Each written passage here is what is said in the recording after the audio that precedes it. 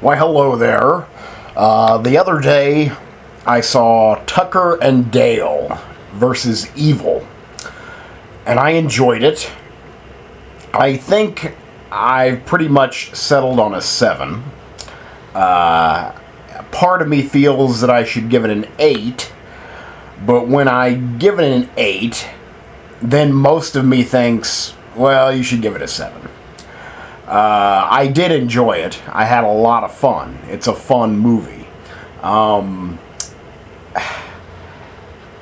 It's like half of a movie you've never seen before. And then the other half is mostly every movie you've seen. It's about, really at the core, mistaken identity.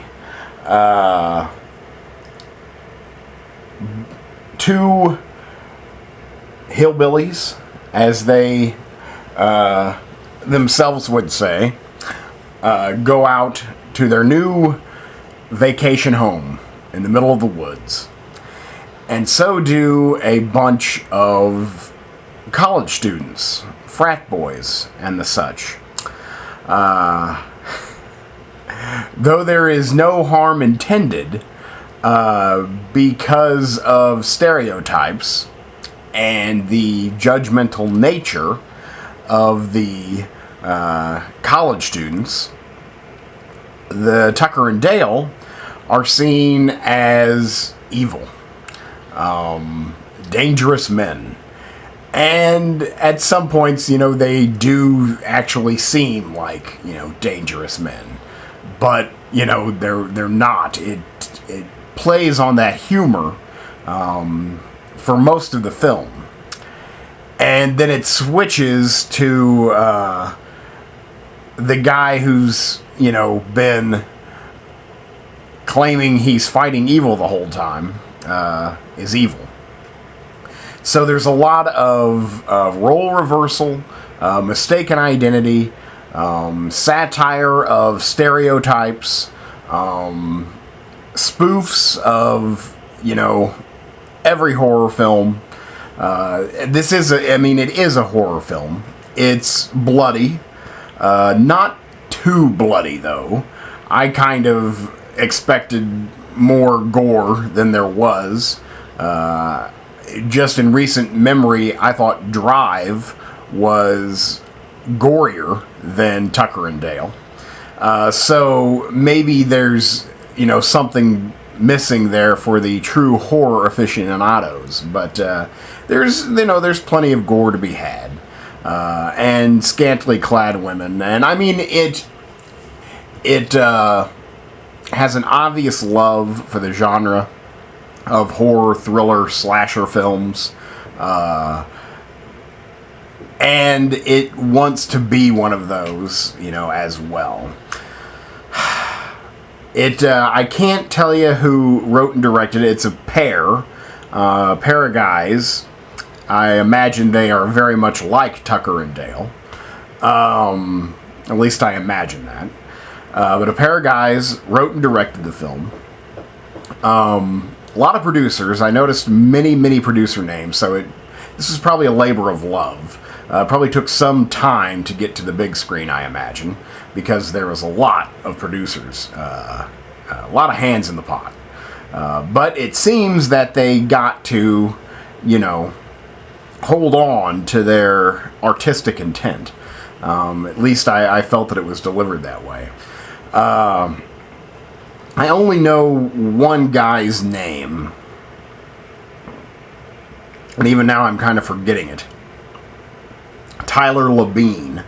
I think one of the things I liked about the film is that the two main characters, Tyler Labine and the other fella, I can't remember his name, or I don't know his name, basically, started out their career as commercial actors. I mean, they used to be, selling Bud Light, I'm sure, and now they've progressed. I recognize the guy, I can't remember his name, from a lot. I don't know his name, and I can't place him in any film. that he sticks out to me. But I mean, I know that his face is very familiar, and I have been looking at his face for some time. And I mean, I know he's been in some commercials. So it's, a good big break for them. They've never had roles of this size, so that's good. I've never really considered myself a Tyler Labine fan. I really enjoyed him on Reaper.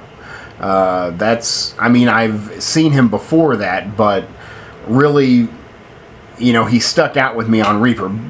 Though what is the truth is I really enjoyed the show Reaper. I thought Reaper was a really good show, and he just happened to be in that show. So, I remembered him from that. He also had a sitcom on Fox that I never watched. That now its lasting legacy is to be a joke on the Family Guy. One of their little pop-up ads that television is so fond of pops up on Family Guy, and it's Tyler's sitcom. It was called Sons of Tucson. And Stewie is there and looking at this graphic for Sons of Tucson. He's like, okay, let's all take a second and remember that this was a thing. I never watched the show. It didn't last too long. But anyway, it's good for them. They give very good performances. Deep performances. Really, they have characters that could be caricatures, but they really flesh them out. Though the writing is very intelligent. I mean, it's very well written. It's very smart. It's very smart. It also stars the only, I almost don't want to say just because it would reveal something that maybe I don't want to reveal, but one of the actors has been in several sci-fi original movies.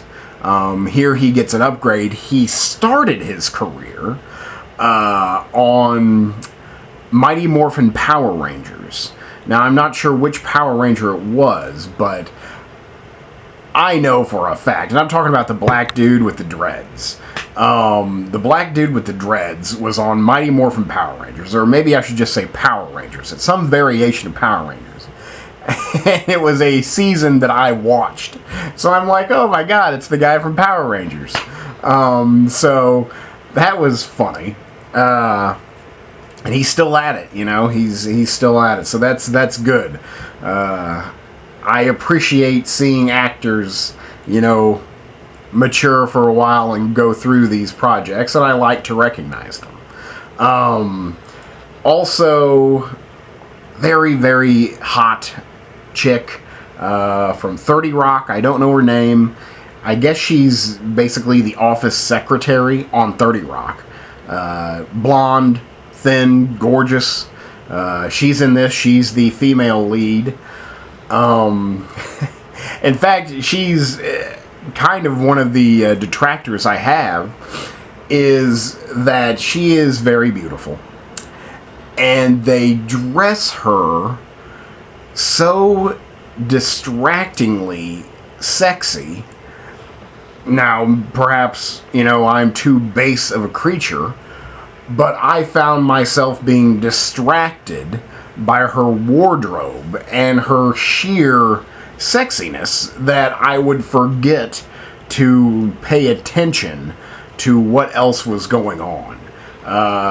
If she was standing there in the scene wearing, God, half the time she wears this belly shirt that, is practically not a shirt. It's just like a glorified sports bra in a way.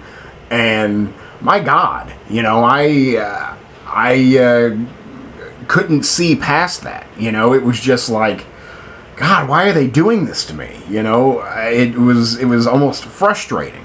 And so I was like, whenever the scene was over, I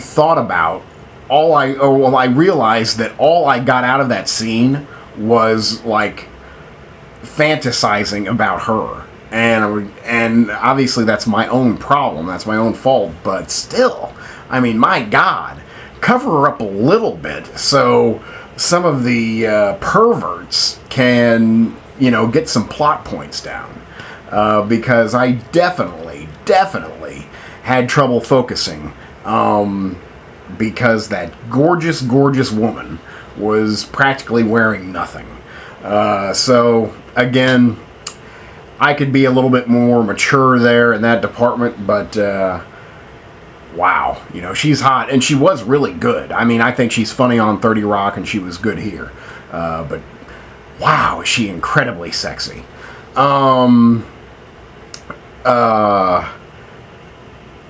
What holds the film together is Tucker and Dale, their friendship. Their friendship, I believe, I felt was totally honest, felt very natural. They obviously spent a lot of time together working on their rapport, and that paid off. It feels natural. It feels like these guys are the best of friends. And even when the movie becomes kind of like a series of cliches, that friendship still holds it together, still kept me interested. But, I mean, that's my overall criticism of the film, is that for the first 45 minutes, it's like no horror film, and maybe in a broader sense, maybe no film you've seen before. It really turns the genre on its head and makes this sublimely literate and subtle satire. Well, maybe not so subtle. Maybe it starts off subtle, but then it gets not so subtle, and it gets, hilarious. That's the first half of the film, and then, it turns to, again, every, film you've seen. I mean, maybe that's a little bit harsh, but again, it doesn't. The first half is superior to the second half, and I'd say much more superior. And that you even kind of notice. It's like, oh, where's all the fun gone? It becomes more about survival and more about wrapping up this plot than having fun. But still, I thought very well acted, very well written, intelligent film. I'm a big fan of the horror genre, so this is right up my alley. It played, to my taste, and it referenced films that I thought of. I mean, the outside of the cabin is practically, the Evil Dead cabin. I mean, not so much inside, but outside, it's like, they pull up to the Evil Dead cabin. So any film that overtly references one of my favorite films, I'm going to be a fan of. Also, there are overt references to the Texas Chainsaw Massacre, the original, of course. That's also one of my favorite films. So, again, overt references to my favorite films make me, like this film. It was very funny, at times touching, makes you think. It's very intelligent, very well written. Smart, funny, well acted. It's just that the first half is so ambitious and so well made that you notice that the second half isn't. That's it, really. I'm running out of time. Really enjoyed it. Seems like I'm missing like one big point that I wanted to make about the film, that I think that made me enjoy it, but man, I can't remember what it is. But I think a solid 7 is fine. I mean, that's a thumbs up from me. Very fun. If you're a horror genre fan, get on it. It's very funny. Hopefully you get to see it in the theater. Probably not. It's very limited release, but rent it as soon as it comes out. It's very funny.